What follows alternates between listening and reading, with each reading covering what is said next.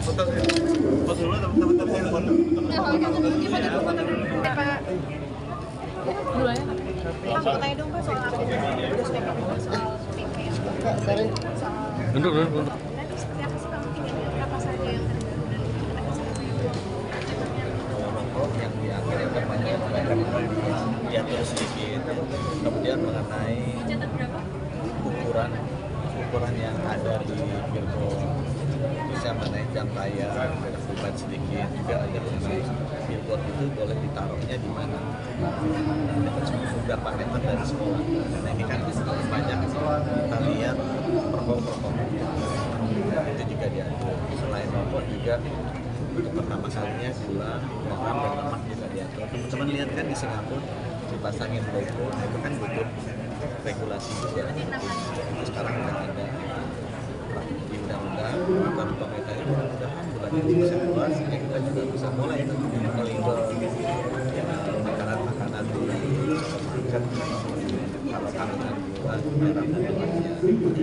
Tapi kembali lagi, regulasi pelarangan itu tapi yang penting juga teman-teman media bantu mendidik masyarakat juga tahu bahwa kalau melarang kan dari kita kan dari pemerintah.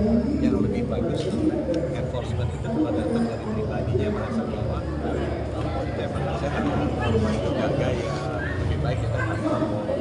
Itu yang kita bantu untuk bantuan dari teman-teman. kalau pelarangan perasa di rokok elektrik ini seperti apa? Ini kan tadi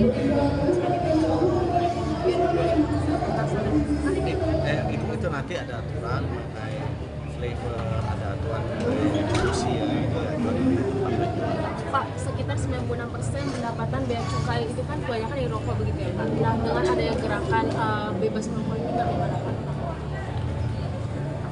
beban kesehatan yang dikeluarkan karena penyakit paru kronis itu jauh lebih besar daripada bea cukai. Nilainya sekitar berapa Pak? Berapa? Saya nggak hafal nilainya, tapi PPOK ini waktu kemarin ada yang polisi itu mungkin di atas 10 triliun lebih. Itu yang tercatat di BPJS ya, belum yang di luar BPJS. Pak, kalau angka tadi paru kronisnya Pak sendiri kalau dari Kemenkes itu berapa Pak?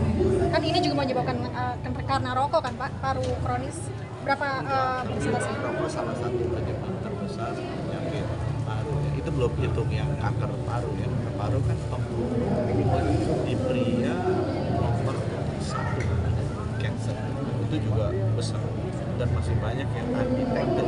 Jadi dia meninggal, kita nggak tahu meninggal gara-gara apa, kemudian sebenarnya gara-gara Pak, terkait tren penggunaan rokok, tembakau dan rokok elektrik itu sejauh ini bagaimana Pak? nah ini di Indonesia saya lihat itu.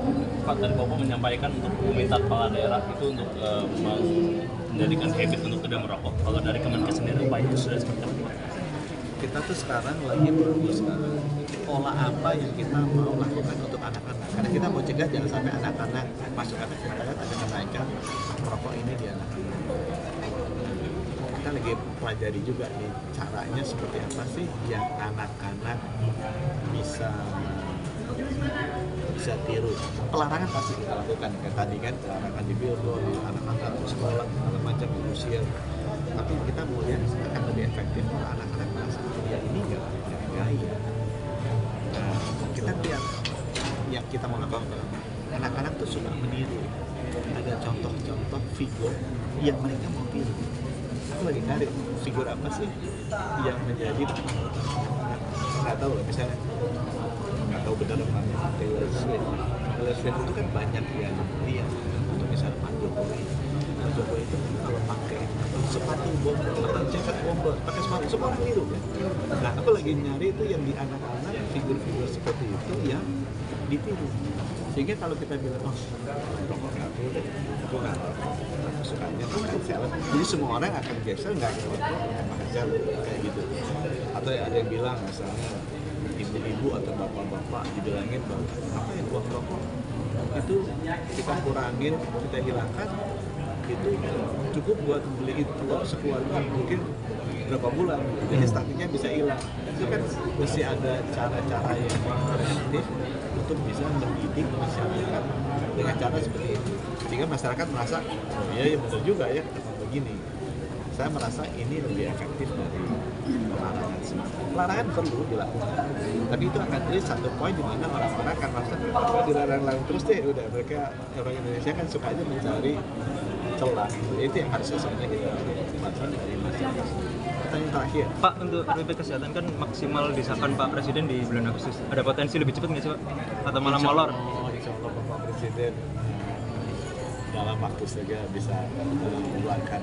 Jadi nggak jadi bulan ini kan Pak tadi kalau nggak salah kan bulan ini kan Pak. Bulan ini ya Pak?